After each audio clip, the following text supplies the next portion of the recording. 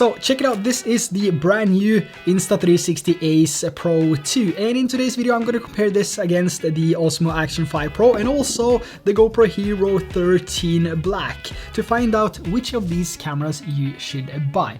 Is it the $400 GoPro Hero 11 or 13 I mean, or is it the Action 5 Pro with subject tracking, a D-Log M 10-bit and a 4nm optimized chip, or is it the Ace Pro 2 with a dual AI chip, 8K resolution and the widest field of view now of 157 degrees? Let's get into it.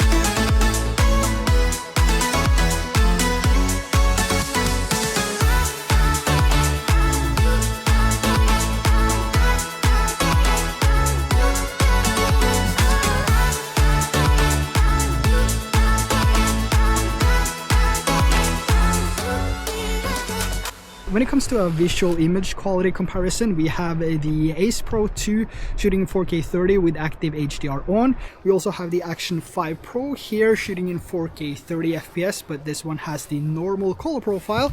And we have the GoPro Hero 13, which is using the standard color profile in 10-bit. So which one do you like more, the Ace Pro 2, the Action 5 Pro, or the GoPro Hero 13? I'm now using my polarized sunglasses, and in the past this has not been working at all. So the screen has basically been all blacked out, and the only way to see the screen on the Ace Pro was to tilt the camera slightly to the side. But this has been fixed with the Ace Pro 2, which is, you know, it kind of makes me want to use it even more now, even though the Ace Pro was one of my most used action cameras along with the Action 4 and the X4, especially when it comes to traveling. But this is a huge update in my opinion, and I know a lot of you guys are using polarized sunglasses as well, and you shouldn't really have to go out and buy new sunglasses just because the screen has or the camera has a broken screen, if you know what I mean. So this is one amazing feature, but we're gonna go through most of it in the studio. I'm just out here now shooting some comparison videos with the Action 5 Pro and also the GoPro Hero 13. I want to have that sunrise on my face so you can see what they look like.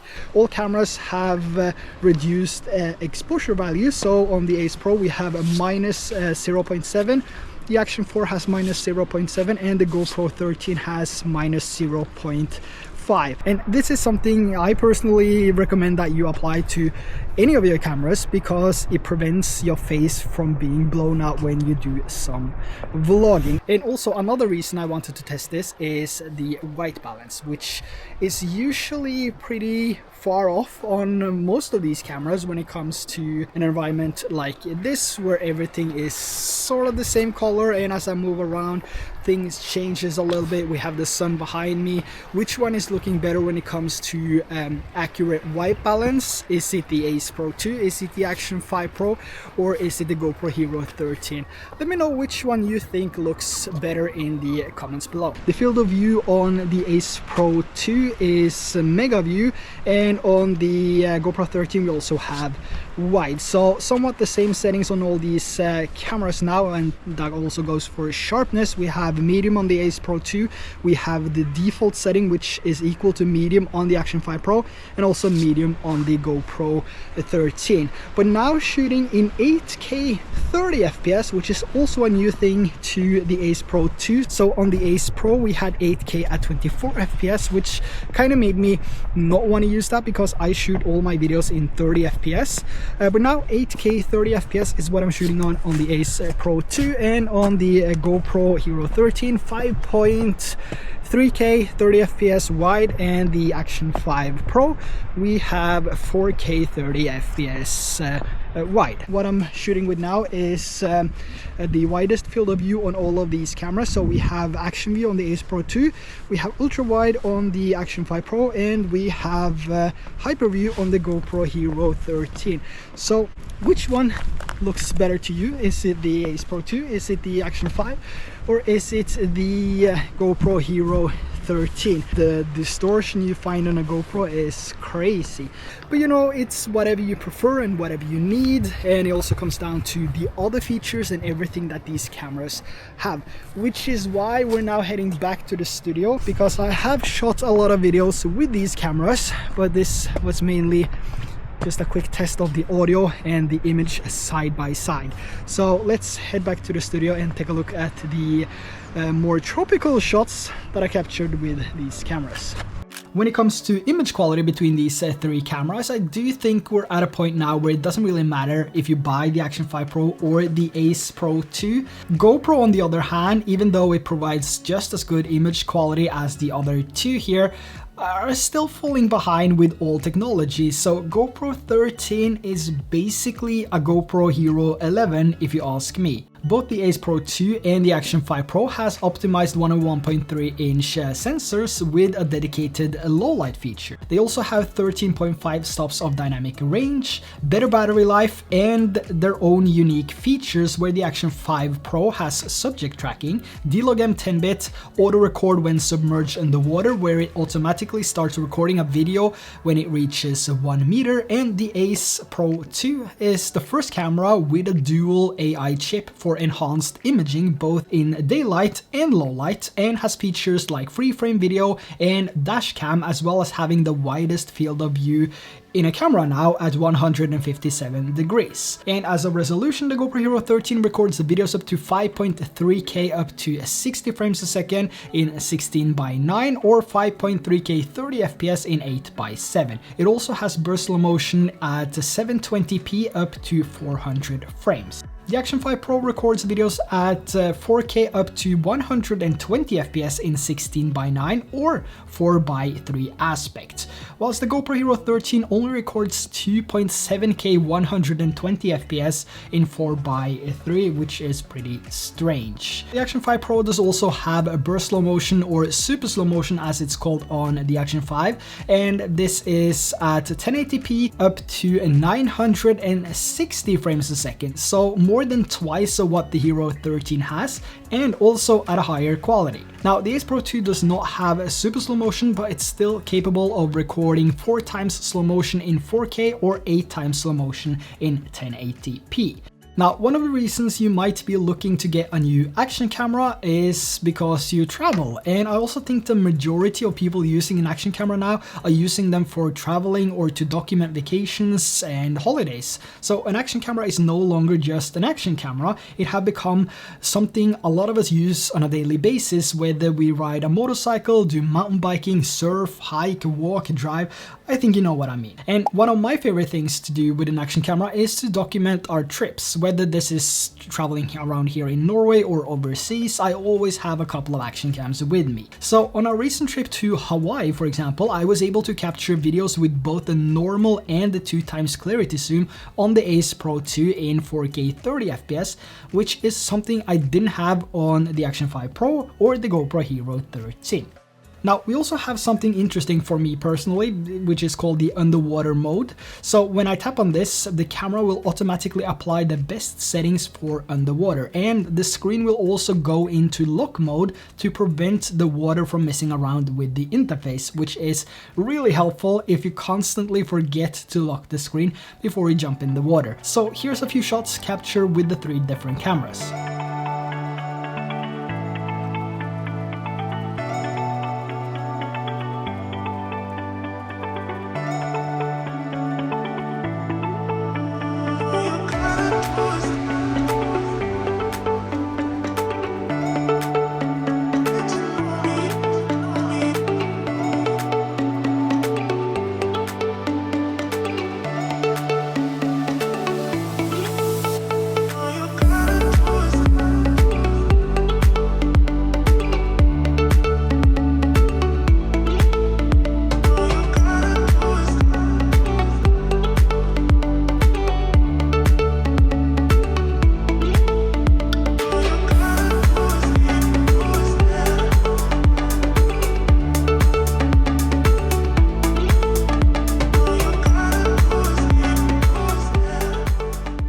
you want my honest opinion on this, I would probably go with the Ace Pro 2 or the Action 5 Pro for underwater videos. The GoPro Hero 13 just doesn't really do it for me, and I find myself correcting the white balance and the colors constantly. And I also think if there's one camera that should have a dedicated underwater profile by now, it should be GoPro. So sadly, GoPro is falling short on this one.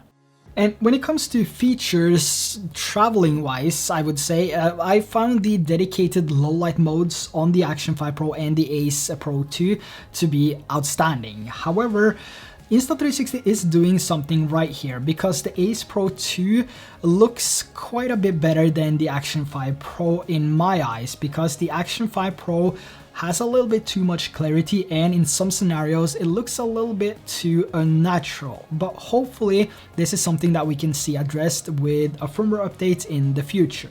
But since the Ace Pro 2 has a dedicated Pro imaging chip, I find it hard to believe that the Action 5 Pro would be able to keep up with that, even with a firmware update. So this one goes to the Insta360 Ace Pro 2.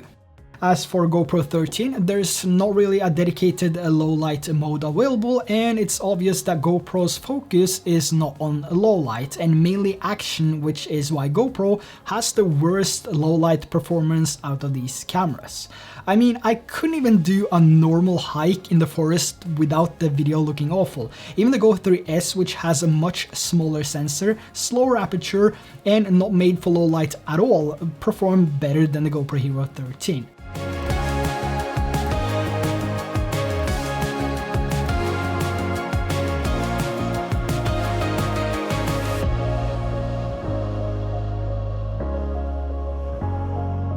But both the Action 5 Pro and the Ace Pro 2 had exceptional results both in daylight and low light, whilst the GoPro 13 only had a good looking image in daylight. And one more thing, if we go back to the beginning here, looking at the colors, white balance, and the overall image quality of these GoPro clips, it honestly looks like I put on some fake tan, so I had to go back and check the settings on the camera to see if I recorded that sequence with auto settings or if I had set a manual white balance. But no, everything was set to the default auto settings, the same settings as these two cameras right here, so I'm not really sure what's going on with GoPro these days. And looking at the other two cameras here, there's a huge difference.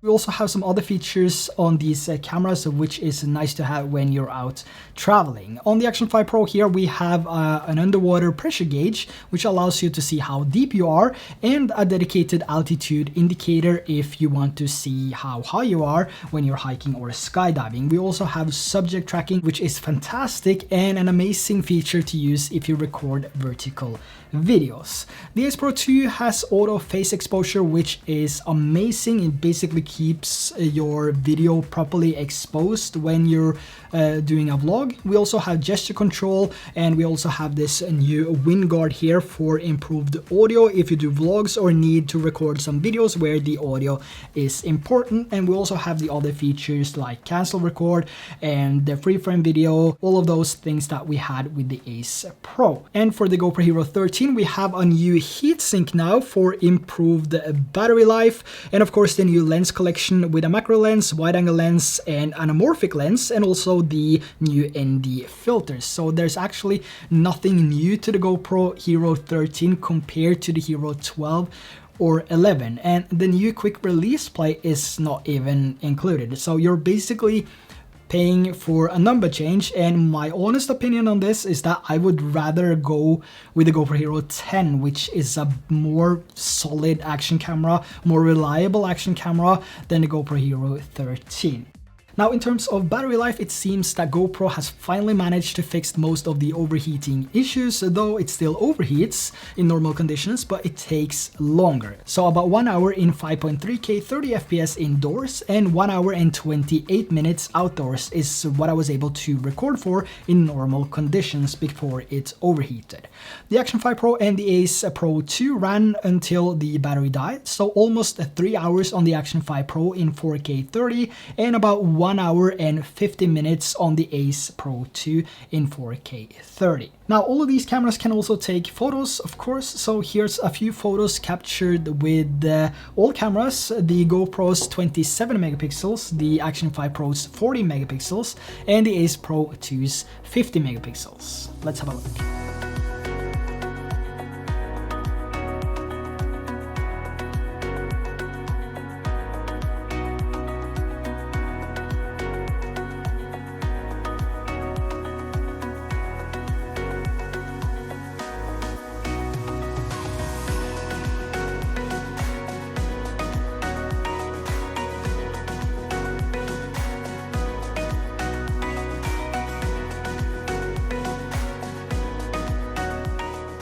Now, which of these action cameras you should buy is going to be completely up to you to decide, but they all do a fantastic job when it comes to recording videos in daylight. But if you find yourself shooting a lot of low light videos or plan on shooting low light videos in the near future, I would probably skip out on the GoPro Hero 13 because it's not capable of, you know, performing those tasks. It can't shoot low light videos without going through manual setup, use manual settings, and change the different parameters for each scenario you go through in order to get an optimal image quality. And for a lot of people, that's not why you buy an action camera. You want to press the record button and get amazing looking videos. And at this point, you can only get that in low light with the Ace Pro 2 and the Action 5 Pro, making the GoPro Hero 13 actually the least versatile camera out of these three, even though GoPro claims that this is the world's most versatile action camera for some reason. So all the links to these cameras, including the GoPro Hero 13, I mean, it is a fantastic camera, but still as slow as the GoPro Hero 12 and 11, so you're not gonna get that smooth menu navigation and like the best user experience going through the interface on the GoPro as you do with these two cameras. So links to everything will be down there below if you want to check out any of these cameras. I also recommend that you check out my DJI Air 3S video, which launched a few days ago, and in that video I've been using the Ace Pro 2 and also the Action 5 Pro, so you get an idea of what they look like in like real use. But like I said, links to everything is down in the description below, and on your way down there, make sure to hit that subscribe and like button. That would be highly appreciated. And until next time, take care, bye bye.